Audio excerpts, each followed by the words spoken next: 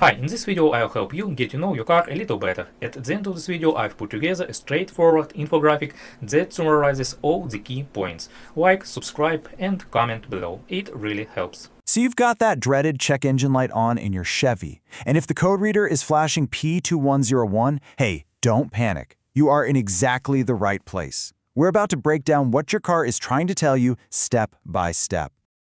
Yeah, that light can be super stressful, I totally get it. But the whole point of this explainer is to turn that stress into confidence. We're going to demystify what P2101 actually means, figure out just how serious it is, and then map out what you need to do next. Let's dive in. All right, first things first, the problem itself. When your car throws a code like P2101 at you, what is it actually trying to say? So you plug in the scanner, and boom, it spits out P2101. The official name sounds kind of complicated, Throttle Actuator Position Performance. But in plain English, it just means your car's brain, that's the engine control module, or ECM, is telling the throttle what to do, but the throttle isn't listening properly. It's a classic communication breakdown.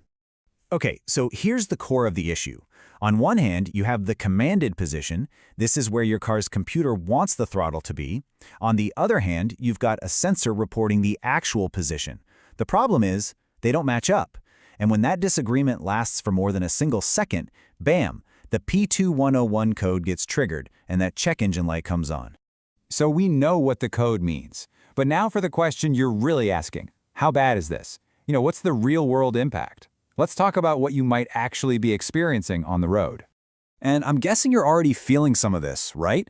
The common symptoms are things like the engine stalling out, your gas mileage suddenly getting way worse, or the car just feeling sluggish, underpowered.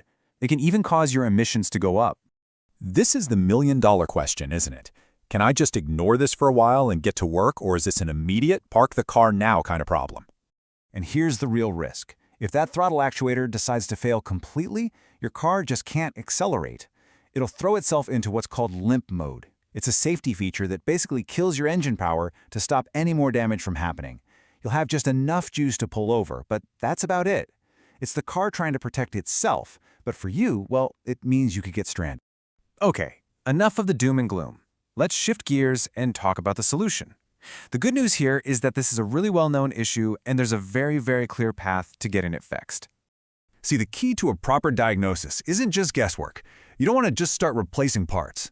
The real answer is found directly in Chevrolet's official service bulletins. These are the instructions from the very engineers who designed your car.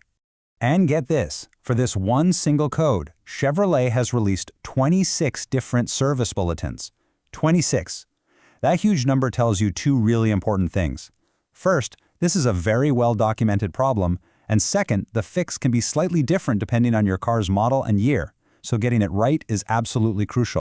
So here's the game plan, whether it's for you or for your mechanic. Step 1, get the right service bulletins for your car. Step 2, use them to follow the diagnostic steps exactly. And Step 3, make the repair according to what Chevrolet themselves recommends. No more guesswork. All right, let's wrap this up with a little quick-fire round to answer a couple of other key questions that always seem to pop up with this particular code. First question, is P2101 a solo act? Does it usually show up alone? Not always, no. You got to keep an eye out for code P2118. Think of it this way. P2101 means the throttle is in the wrong place. P2118 means the little motor that moves it has a power issue. They're like partners in crime. You'll often see them pop up as a pair. Okay, next question. Zooming out a little bit, just how important is the throttle system as a whole? Oh, it is extremely critical. Ignoring it can cause a whole cascade of problems. We're talking everything from erratic idling and misfires to really dangerous hesitation when you're trying to accelerate. In a worst-case scenario, the car could just shut down entirely. So the bottom line, the big takeaway here, is pretty simple. Your car's throttle system is not something to put off. Addressing a code like P2101 quickly is essential for your car's health and, more importantly, for your safety on the road. So that leaves us with just one final thought. You now know what this code is, you know why it's happening, and you know the right path to a fix. The only question left is what's your next move to get your car running safely again? I really hope this explainer helped you out.